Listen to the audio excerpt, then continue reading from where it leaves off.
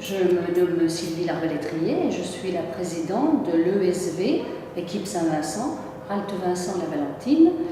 Nous sommes en place depuis 6 ans environ, juste à l'ouverture de l'EPN.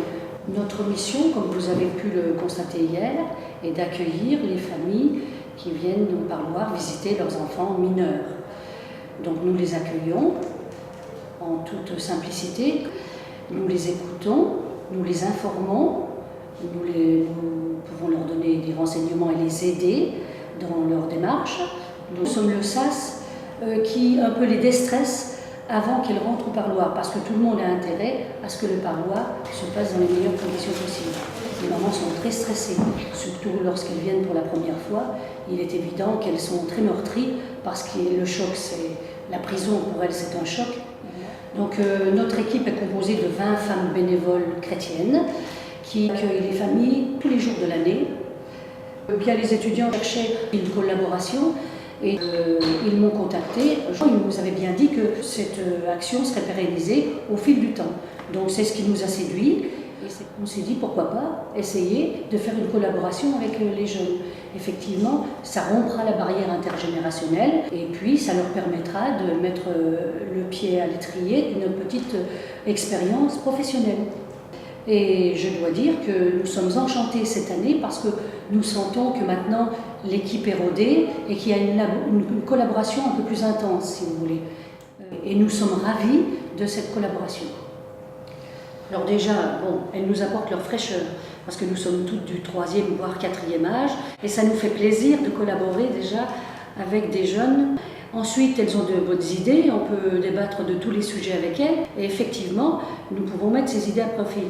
Et il est évident que lorsque nous voulons rédiger quelque chose, parce que par exemple là, nous avons fait un mini-projet, et Lorraine s'est proposée pour nous le remettre en état aujourd'hui, donc tout ça, au point de vue informatique, elle nous apporte beaucoup.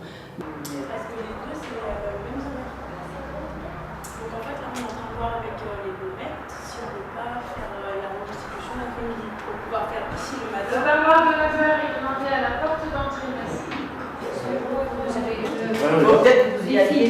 À tout à l'heure. À tout à l'heure.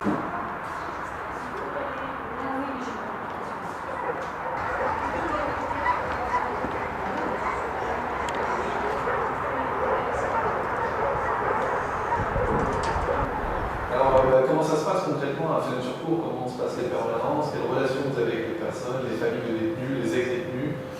Moi, la première fois que je suis arrivée, j'étais à l'EPM. Et donc, il y a un monsieur, c'était venu voir son fils pour la première fois, qui était incarcéré depuis très peu de temps. Donc, c'est vrai qu'il était déjà très émotif. Et au fil des permanences, pendant 5 mois, je le voyais à peu près toutes les 2 semaines. Puis il venait aussi avec sa fille restait là pendant que lui y allait. Donc au fil du temps, c'est vrai qu'il restait avant avec nous, après, donc on discutait, il a appris à me connaître, il me posait des questions, à chaque fois qu'il me voyait, il était content. Et il m'avait dit, la prochaine fois que vous venez, normalement, c'est l'anniversaire de mon fils, il a 18 ans et il sort.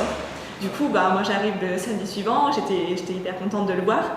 Et je lui fais, alors, votre fils, son anniversaire, et il me fait, oui, mais sauf qu'il y a d'autres affaires qui sont arrivées, il est à nouveau jugé, du coup il était transféré en prison pour majeur. Et c'est vrai que c'est des relations, donc après c'était la dernière fois que je voyais ce monsieur, donc je voyais que c'était difficile, même s'il essayait de cacher, parce que forcément cette fille, elle avait 13-14 ans. Et c'est vrai que c'est des relations, tu crées des liens avec des personnes, et finalement, une fois qu'ils partent, qu'il leur arrive des choses comme ça, c'est difficile parce que tu es submergé aussi par l'émotion, parce que quand tu t'attaches aux gens, quand tu crées des relations comme ça, c'est pas facile de les voir souffrir au final.